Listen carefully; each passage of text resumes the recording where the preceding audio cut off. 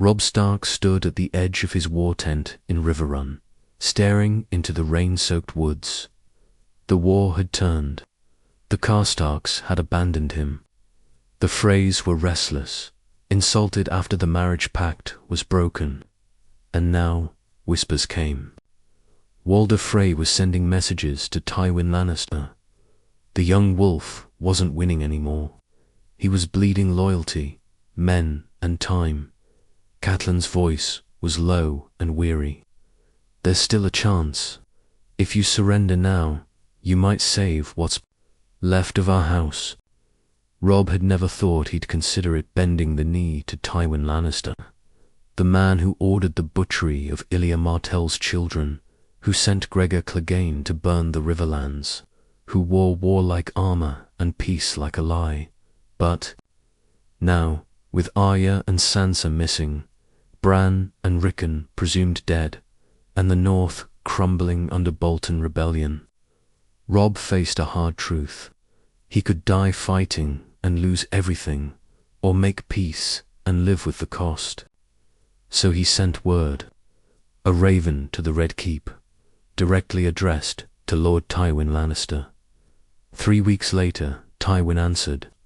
The meeting took place in Harrenhal, burnt, haunted, a ruined castle to mirror a broken peace. Tywin arrived with a host of Lannister guards and his second son, Tyrion. Robb brought only Catelyn and a dozen men he trusted with his life. There was no illusion of equality. This was surrender, not alliance. You will bend the knee, Tywin said, seated like a lion on a throne of cinders. You will swear loyalty to King Joffrey. You will disband your army. You will return to Winterfell and rule as Warden of the North under our protection. And in return, Robb asked, fists clenched, your men live, your mother lives. Your sisters, if they're still alive, will be returned. And the phrase, will forgive your insult. Through marriage, the room fell silent. Whose marriage? Catelyn asked.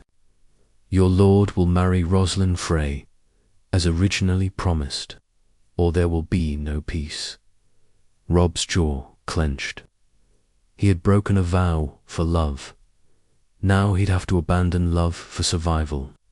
Grey wind snarled behind him, sensing the weight of betrayal before Robb even made his choice. But he bent the knee. I, Robb Stark, Lord of Winterfell, Warden of the North, swear fealty to King Joffrey, Baratheon, and the House of Lannister. The pact was sealed in the blood of pride. The return to Winterfell was not triumphant. Robb Stark rode ahead of a ragged, tired hostman who once called him the king in the north. Now silent, hollow-eyed, unsure what he even was anymore. They passed villages burned by the Ironborn, farmlands salted by war, and Northmen who spat on the ground as his banners passed. Some didn't look at all. Others looked too long. He wasn't their king anymore, just a boy who bent the knee. The cold had grown harsher, the skies darker. Winter was no longer coming. It had arrived in silence, creeping in with snow that buried the bones of loyalty and honor. When they reached the gates of Winterfell, Maester Luwin was dead. The towers were scorched, the Bolton banner, the flayed. Man had flown here briefly, but now it was gone. A garrison of Lannister men stood guard. Robb entered not as a king, but as a tenant in his father's own hall, returning under the shadow of a southern crown. His new bride, Rosalind Frey, awaited him inside, flanked by Frey emissaries with cold eyes and mocking smiles. She was kind, quiet, terrified, likely as much a pawn in her father's games as he was. They wed quickly, without celebration. No song, no feast, just a contract fulfilled to prevent further war. Catelyn never spoke a word to Robb that night. She stared into the flames of the great hearth, her face carved from grief and silence. "Your father died in chains," she finally said, "and you chose to live in them." He didn't answer. The North was restless. Lords like Mage, Mormont, and Wyman, Manderley, did not hide their disgust. "We named him king. Now he returns as a southern pet," Wyman said at a feast in White Harbor. Whispers began to grow of rebellion not against the Lannisters, but against Robb himself. But the most dangerous betrayal had not yet revealed itself.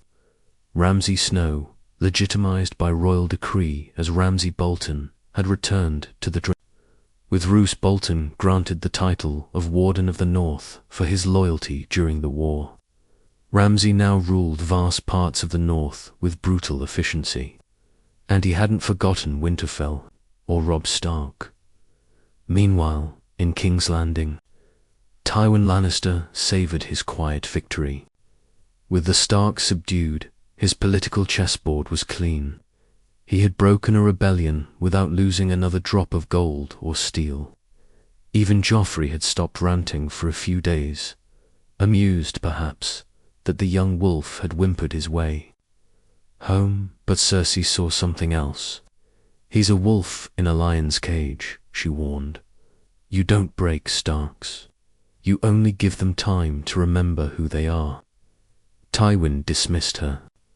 And far across the narrow sea, a girl with silver hair heard whispers of a northern prince who bent the knee to save his people. She smiled bitterly. "Men always claim peace after the fire has already consumed everything," Daenerys said. But in the north, something far colder than fire was stirring, and Robb was starting to see. Maybe peace wasn't peace at all. The North had never forgotten, and it certainly had not forgiven. At first, it was small. A raven intercepted here, a bannerman's levy that didn't arrive when summoned. Then came the open defiance. Lady Mage Mormont refused to answer Robb's call to Winterfell. The Glovers sent a raven, declaring loyalty only to the true blood of the North, not southern lapdogs. Even Wyman, Manderley, cautious as ever, began hosting secret feasts with known Frey haters. Something was boiling beneath. The Snow and Robb felt it in every cold stare, every half-hearted bow. The title of Warden of the North had been stripped from Robb and handed to Roose Bolton, the price Tywin paid for betrayal. Now the Boltons ruled in name, but their son Ramsay ruled in cruelty. Robb tried to reason with Roose at the tried to mend what had never been whole. But Roose was a man who spoke in riddles, with eyes like frozen ponds, unreadable and thin with false stillness. He offered a feast, not warmth, words, not loyalty.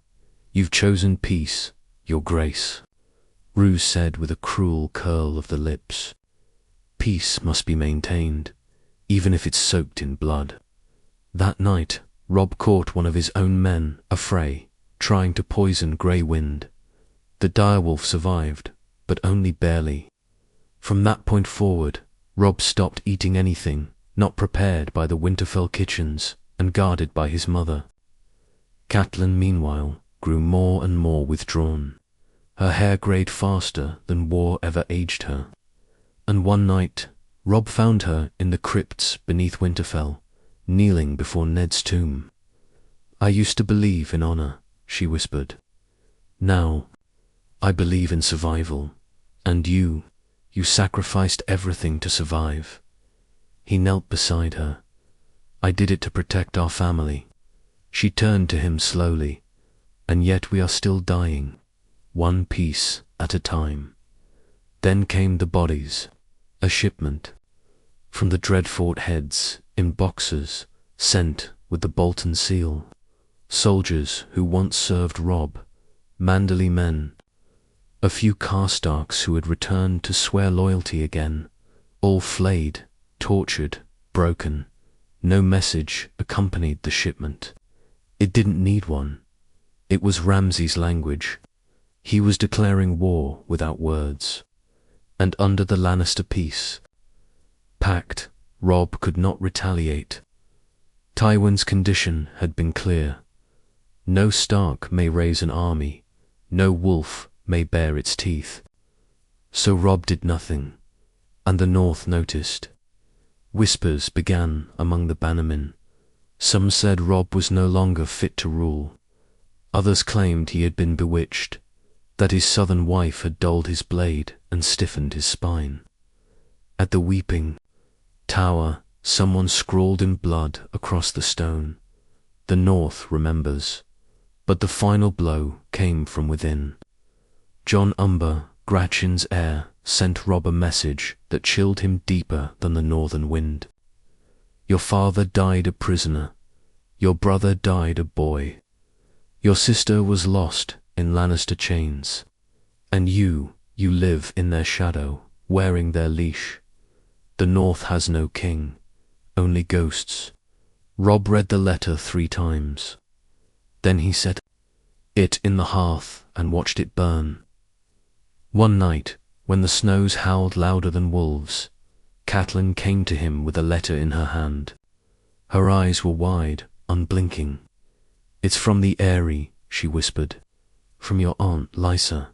She says she's found Sansa, and she wants a Stark to come. Hope flickered for a moment. A sister still alive.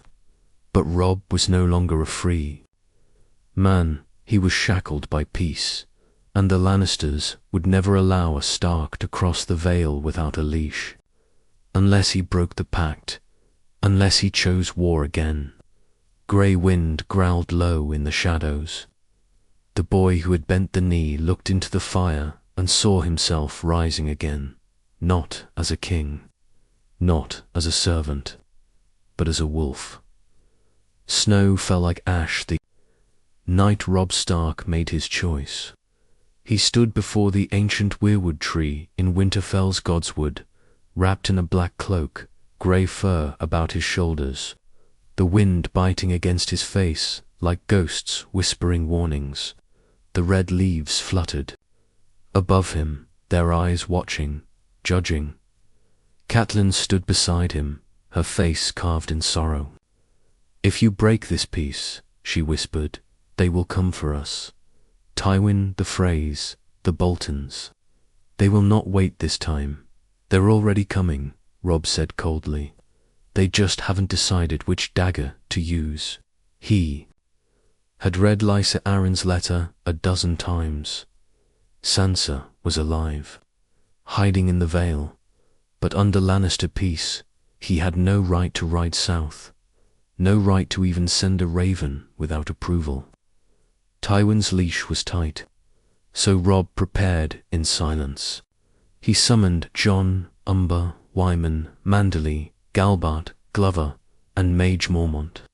Not with banners, not with horns, but with whispers carried on loyal wings. He met them in secret in the ruined crypts of Winterfell, where dead kings of winter rested. In silence, they gathered around Ned Stark's tomb. Robb looked each of them in the eye.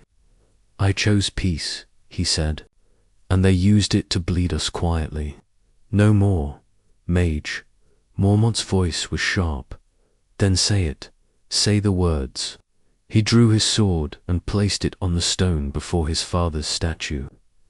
The king in the north rides again. No cheers, no songs, just fire in their eyes. 3 days later, a raven left Winterfell, not to the Red Keep, but to the Vale. A secret message for Lysa Arryn. I am coming for my sister. If you hide her, you are no Stark. Then came the first move. Robb gathered a force of 300 of his most loyal Mormonts, Glovers, Umbers, and scattered veterans from the Riverlands. A small army, fast, silent, headed south under the cover of night. He left Winterfell under the care of Catelyn, and Lord Manderly, with Roslyn Frey as a terrified guest, locked in her chambers, no longer a bride, but a hostage. Robb didn't look back. But before he crossed the neck, the trap was already closing. At the Dreadfort, Ramsay Bolton read the news with a smile so wide it split his face. "He's riding south," he said to Mester Polliver, "without a crown, without a name, just a wolf in the wind." He turned to his kennel master. "Send word to father. Tell him the north is breaking."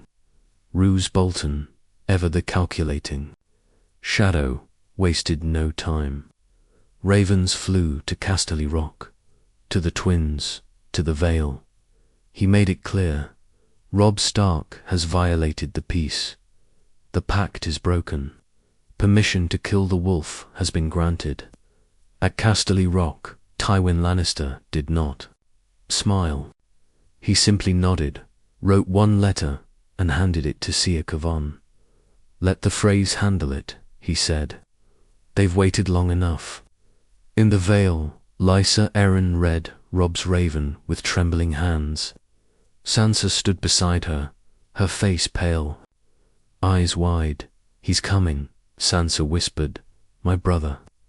Lysa's voice cracked. "And if he brings war with him, the Eyrie will not survive." Petyr Baelish stood in the shadows, watching, calculating. "Let him come," he murmured, "but only if he's willing to pay the price." Meanwhile, in the north, a second betrayal took root. Lord Rickard, Ricewell, and Barbary Dustin, long enemies of House Stark, had made a secret pact with Roose. Winterfell, they agreed, would fall in a week, quietly, from within. They poisoned 3 of Manderly's guards, bribed a cook, slit the throat of a courier before his message reached White Harbor. Catelyn sensed something was wrong. She tightened security, ordered Roslin moved to the crypts, but it wasn't enough.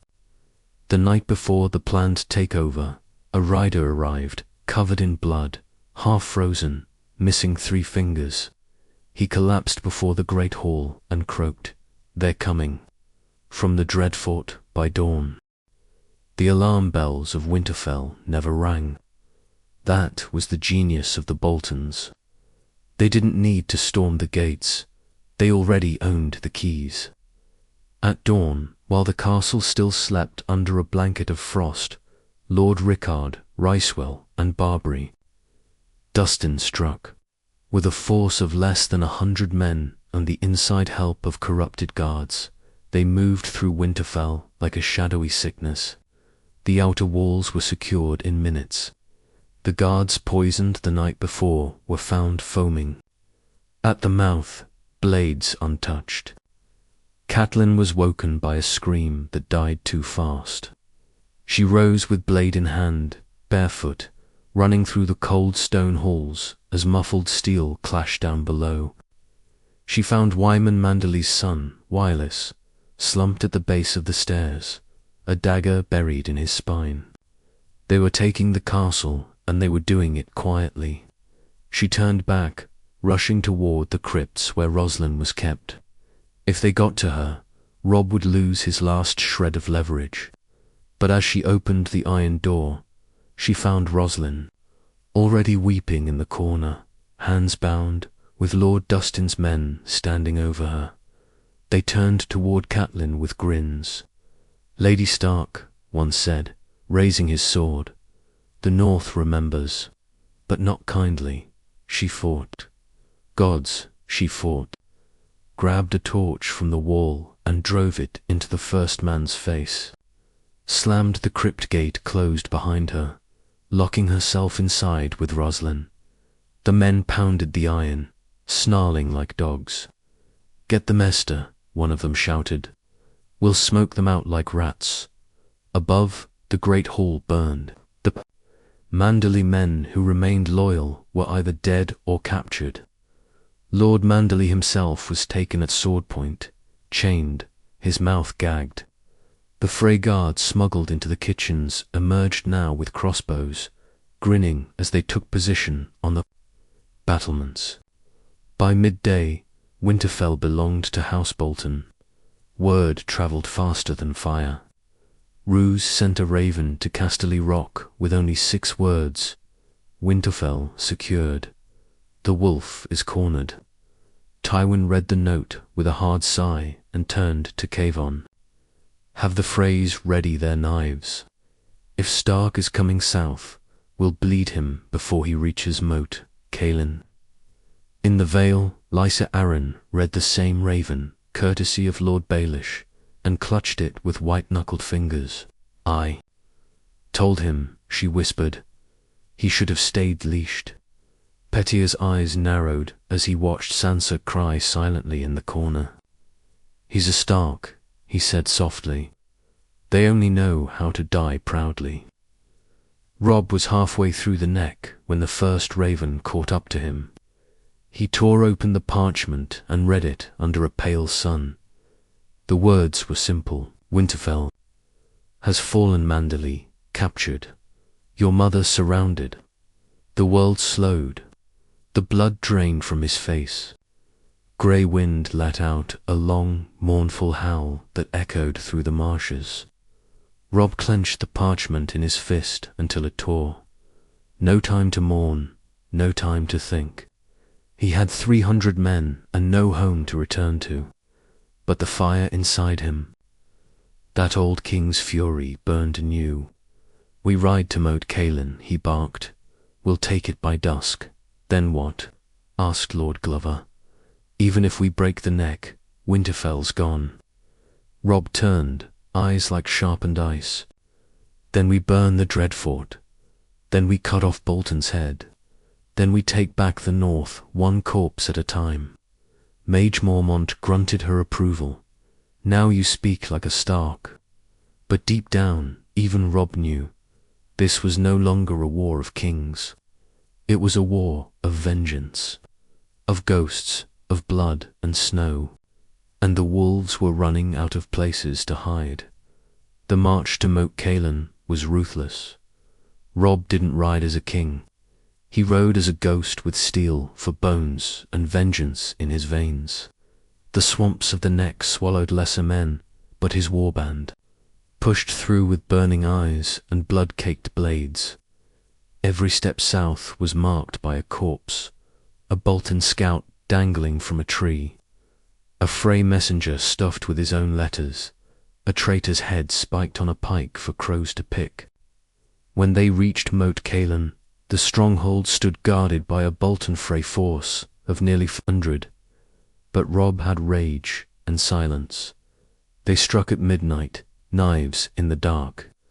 Grey wind moved through the trenches like a shadow maid. Flesh tearing out throats and scattering horses. Robb led the assault personally, his sword carving through man after man until his arms ached and his boots sloshed with blood. By dawn, the moat was theirs. Barely 30 of Robb's soldiers had fallen, but none of the enemy remained breathing. He stood on the broken rampart, staring north toward the invisible road to Winterfell. Now we make the bastard bleed, he muttered. But even then, a second raven arrived, and this one cut deeper. Roslyn Frey is dead. Your mother's fate awaits your next move. There was no seal, no signature, just those words, meant to provoke, meant to unmake him. Robb said nothing for a long time. Then he drew his sword and slammed it into the dirt beside him. Prepare the men, he said. We march. Back in Winterfell, Catelyn sat in chains, bruises dark around her wrists, a gash on her forehead. Roslyn's body had been taken. Away in the night, no one spoke of how she died, only that her throat had been slit. Barbary Dustin stood before her now, voice dripping with contempt. She was a symbol, nothing more. A Frey hostage means nothing if you're already beaten. You murdered a child, Catelyn whispered. We ended a game you started the day your son decided to make war without knowing how to finish it. But it wasn't Barbary who terrified her. It was Ramsay. He came at night, when the guards were few and the torches burned low. He didn't touch her, Not yet. He just spoke. Sat beside her like a boy whispering bedtime stories to a doll. I'll leave you one hand, he said, so you can write to your son. Tell him we flayed your face after. Tell him you screamed his name. When it happened, she didn't flinch, not even when he touched her hair. You'll see what kind of peace your son gave us all. Meanwhile, the phrase had not waited. Tywin's final letter to Lord Walder had been simple: handle the wolf quietly. So the phrase gathered at the twins, Bolton men among them, and began preparing an ambush. They knew Robb would come raging home like wildfire. They'd meet him on the King's Road near the barrows of the first men, where the land was flat and treeless. But one man, Seer Brynden Tully, the Blackfish, had returned from exile. He found Robb at Moat Cailin, mud-soaked and scarred. You ride into a trap, the Blackfish warned. Fraser moving south. They're not just holding the twins, they're planning a massacre. Let them try, Robb muttered. No. Boy, listen to me. You are not a king anymore. You are the last hope your house has left. If you die, they win. Robb turned, eyes hollow. If I don't fight, they still win. The trap was sprung 3 days later. Near the ruins of Old Barrow Hall, Robb's men saw the banners too late. Freys to the north, Bolton's to the east, Ricewell's to the south. Encircled, hold formation. Robb roared, we fight to the last. But just as steel met steel and blood filled the grass, a horn sounded to the west. Another army emerged.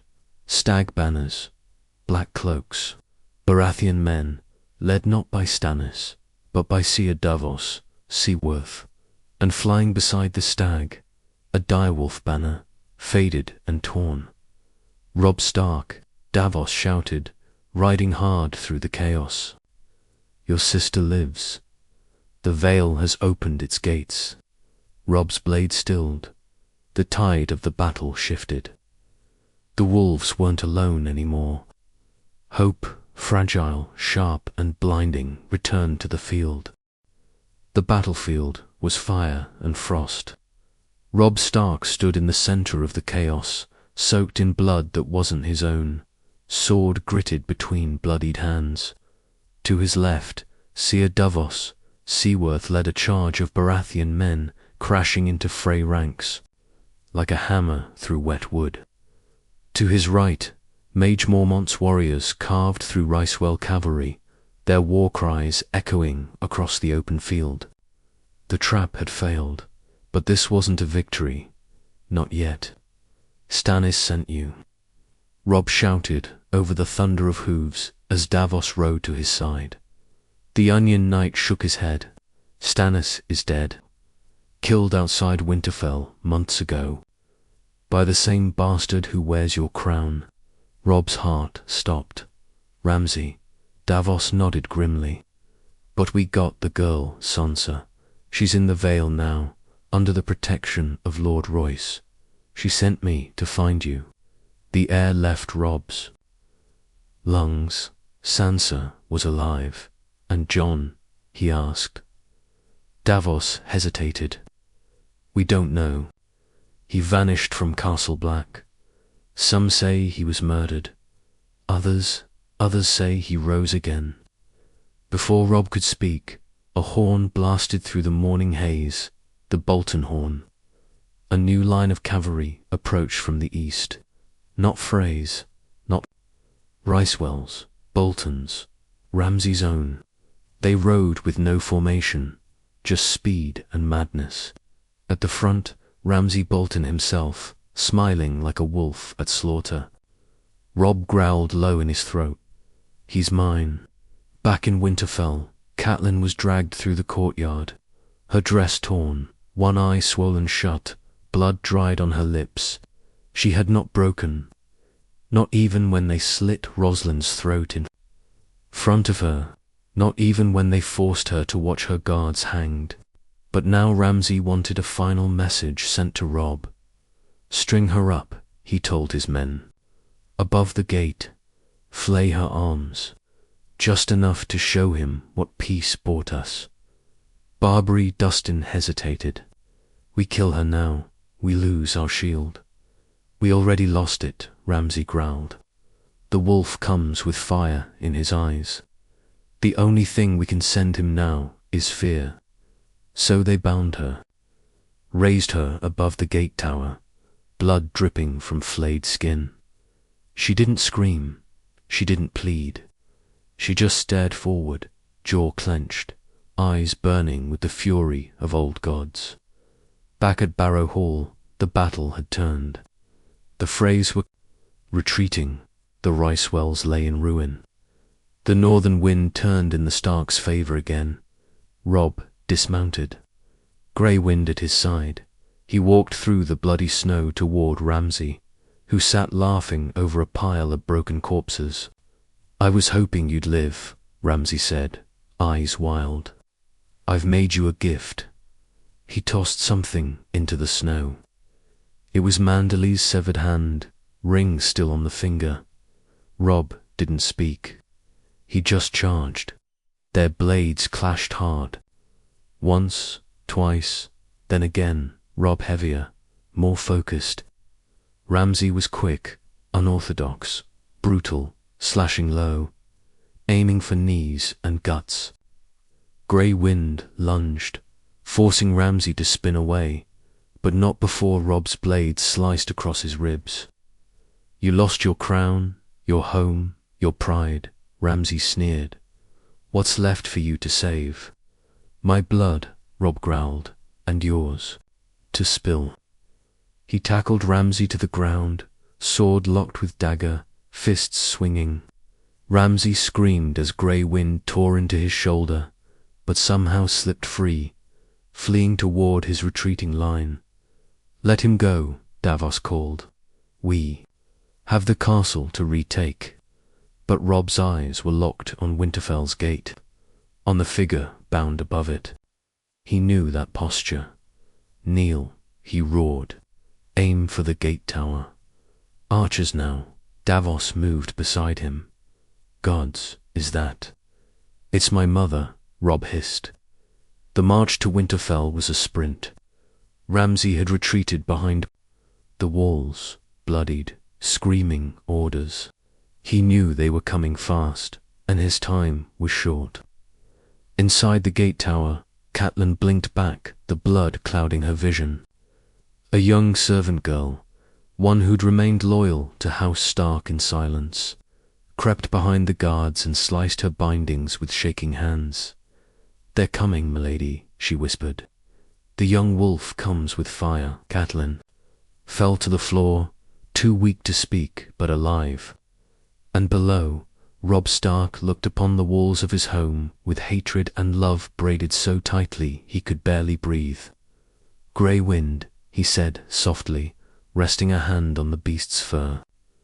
This time we don't stop at the gate. The storming of Winterfell began before the sun rose. Snow whipped through the air like knives, the sky bruised with coming dawn. Robb Stark stood before the walls of his home, the wind snapping the torn direwolf banner behind him. At his side, grey wind paced like a shadow made flesh, his eyes locked on the ramparts. Archers, loose. Davos Seaworth shouted from the rear, and the first volley of fire-tipped arrows lit the sky. They fell on Winterfell's outer defences like red rain. Wood cracked, banners burned, and screams followed.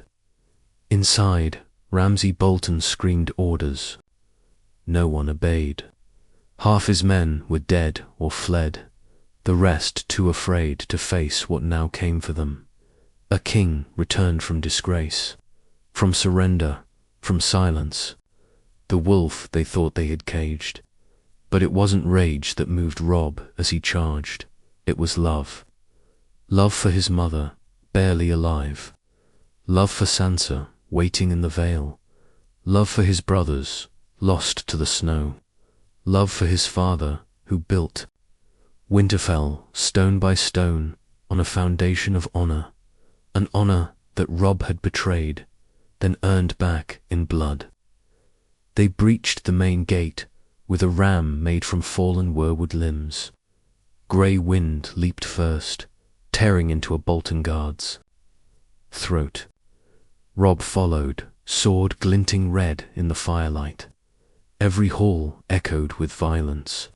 Steel screamed against steel, and the cries of the dying mixed with the growls of vengeance. In the tower above the gate, Catelyn Stark lay weak and bleeding, barely conscious.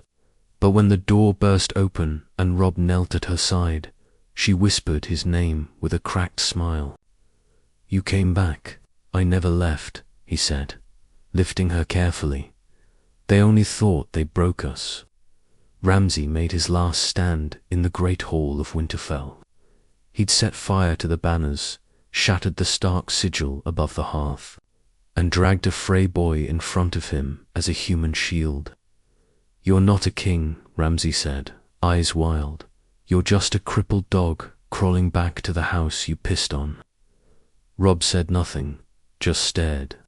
He tossed his sword aside.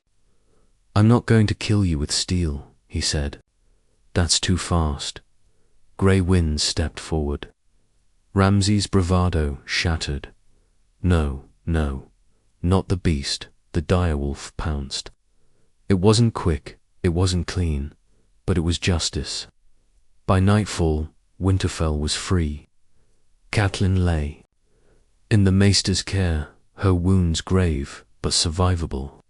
Davos took command of the cleanup, burning Bolton banners, gutting Frey spies, and sending ravens to the Vale, the Riverlands, and even across the narrow sea. Robb climbed to the highest tower with Grey Wind beside him and stared into the cold distance. The war had ended, but peace, true peace, might never come. The North had lost too much. Too many bodies buried in snow, too many names carved into stone. But as the first rays of dawn touched Winterfell, and the dire wolf banner rose again, torn but proud, the people came. They gathered in the courtyard, lords and small folk alike, Manderleys, Umbers, Glovers, even a few Karstarks who had seen enough blood to finally pick a side. Mage Mormont stood tall and spoke what they all knew. The young wolf broke the crown, but he earned the North. They knelt, one by one, and for the second time, Robb Stark was named king in the North. Not out of glory, not for honor, but because the North needed someone who had been broken, and still chose to rise. The snow kept falling, but for the first time in years, Winterfell stood strong, not because it had peace, but because it had a wolf who learned how to fight with scars instead of pride.